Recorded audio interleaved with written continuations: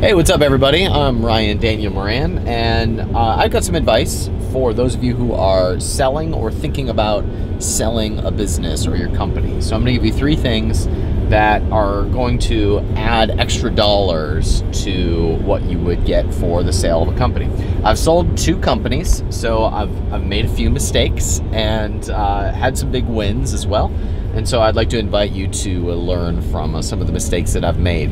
I also, we advise a lot of businesses that have built companies and are getting ready to sell inside of one of our mastermind programs, and also create opportunities for them to invest the money for passive income and wealth once they get it.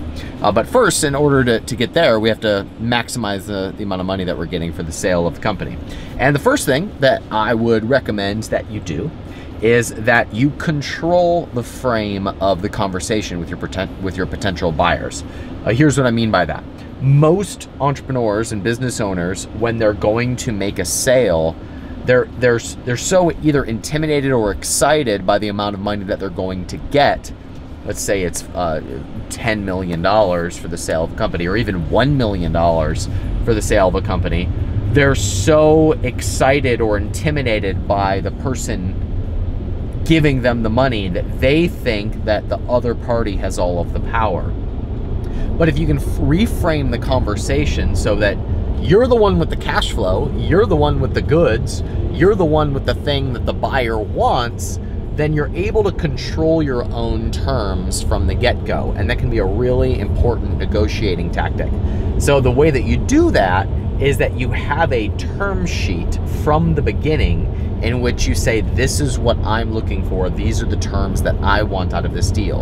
And you give that to your broker, you give that, actually, using brokers is another discussion whether it's good or bad, and we can have that talk, but actually having the terms that you give to the buyer right at the beginning of the conversation puts you in the strong negotiating perspective.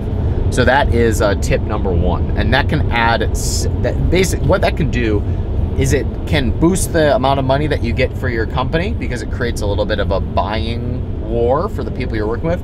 But most importantly, it keeps you getting the price that you want, because otherwise people will chip away at all of the holes they find in your company.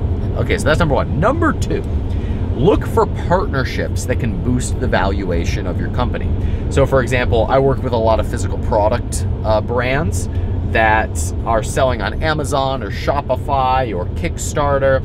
And if all they did was go out to their manufacturer or a manufacturer who was in a similar market, and they were thinking about going to market too, and the 2 of you created a roll-up together, or if you went to some of your competitors or some of the other brands that you work closely with, and you were all thinking about going to market at the same time, if you combine your companies or even just approach the same buyer at the same time, that can often boost the valuation of your company, because it can be seen as a potential roll-up. And a private equity group or sophisticated buyer will know about that strategy, so they will potentially pay more money for a consolidation of brands or consolidation of companies that are in the same industry versus just buying you. So I've seen that be able to dramatically boost the amount of money that you get for the sale of your company.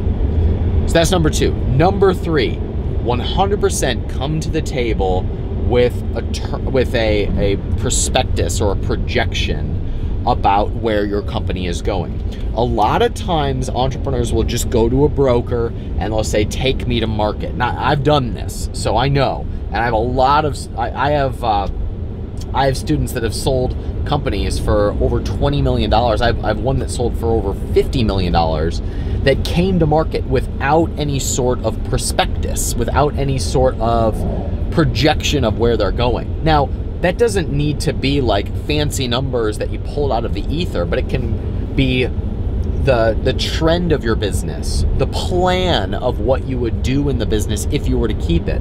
What would be the 2 to 3 year plan with the current operating team if you were to stay in place? What products are you going to release? What advertising are you specializing in right now? How big is the list right now? What are the other assets beyond just the EBITDA or the profit of the business? Many entrepreneurs go to market without this, and brokers are just too interested in getting a deal done to even worry about any of that. It's absolutely essential that you put that together. Now, I know when you're going to market, it's exciting to be looking at a $1 or a $5 or a $10 million check that's just showing up, but we're talking about the difference of a few $1,000,000 here. And believe me, when you go to close, those few $1,000,000 really matter. And I have made the mistake of not doing that in the past. I have students that have made the mistake of not doing that in the past.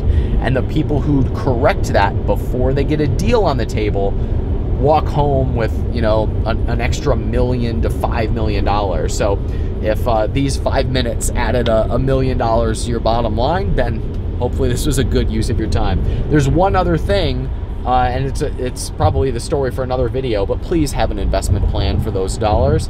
And my best deals have usually come from what are called private placements, which I'm sure we'll talk about in a different video.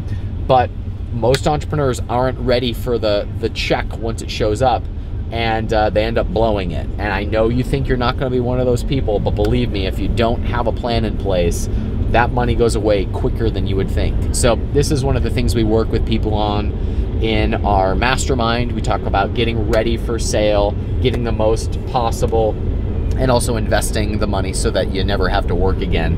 And this is just one of the things that I thought would be beneficial for you. Hope you found this helpful. If you'd like clarification, let us know in the comments. Thanks for watching.